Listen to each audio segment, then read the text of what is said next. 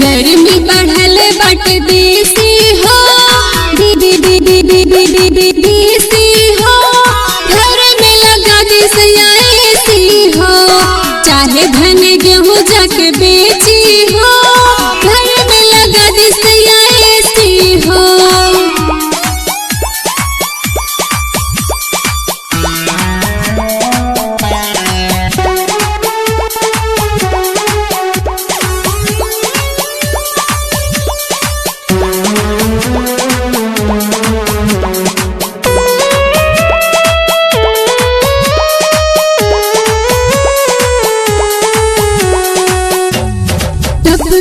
नहीं से हमारे पसीना कबले बलमुआ डोलाई से बिना।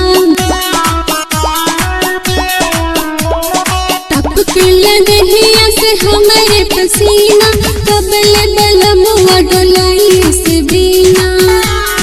दुखला कलाई हमारे जी हो, घर में लगा दे एसी हो। घर में बढ़ल बट बेसी हो, घर में लगा दी एसी हो।